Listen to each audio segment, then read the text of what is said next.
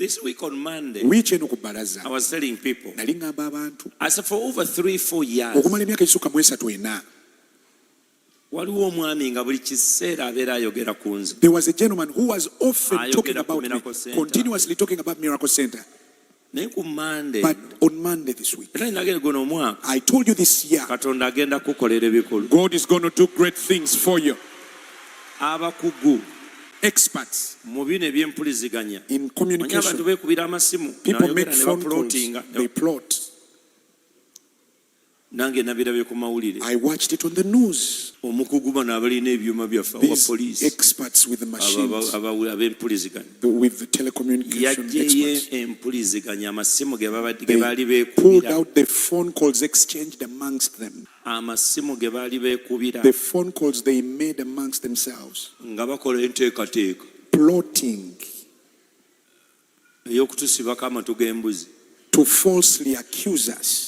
Essimu zaabwe, Their phone ennamba numbers, zaabwe, their phone numbers, ne ze baakubisa nga tebazitaddeeko. and even phone numbers that didn't have names. The phone numbers that they did not, they could use other people's Nga phone bakozesa numbers. ennamba z'abantu But abalala. the equipment could Ekyuma ne kimanya gwe wayogereddeko yadde CEO, naddala wansi awo. especially below there. Simanyi ogolina nkadde oba yeeyo. Waliwo gye bafulumiza ng'erimu amannya The latest with ag'abasumba basatu mu Uganda. names of 3 pastors in Uganda.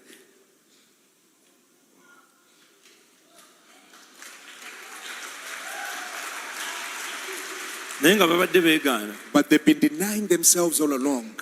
Nagambye, I said, wow.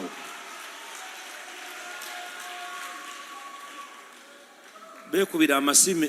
They called each They other. called each other Beekubira 1,586 phone calls in one day. Amasimu 1586 mu lunaku lumu. But whatever you do in darkness, Buli kyokola mu nzikiza.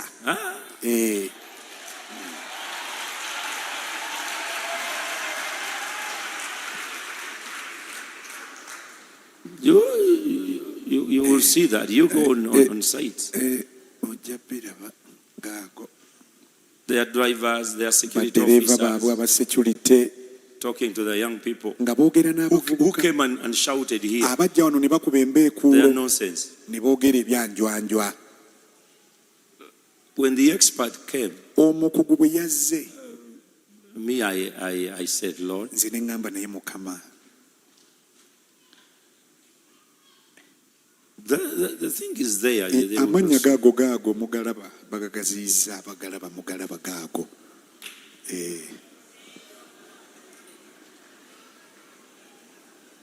Just expand it. Gaziya ekyombo. So you only see people, Abantu olaba balabe, only God. Katonda yekka. This year, Guno omwaka your morning is ending. okaabako kukoma.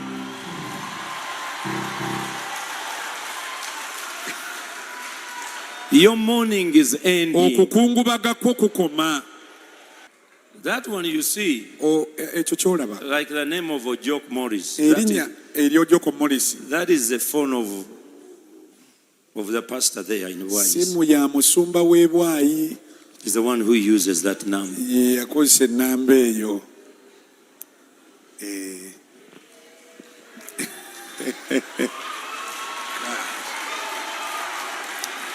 So sometime Oluusi you are there mourning, oli eyo okaaba, but this year, naye guno omwaka this year, guno omwaka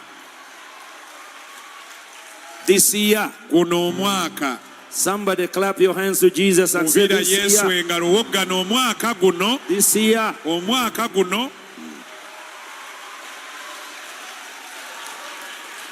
But the amazing, you can see, sometimes when the president said we have capacity, Oluusi omukulembeze bwaga tulina obusobozi, many of you don't know what you is saying. abasinga temutegeera Me, I kyayogerako. even didn't know. Nze nali sikimanyangako.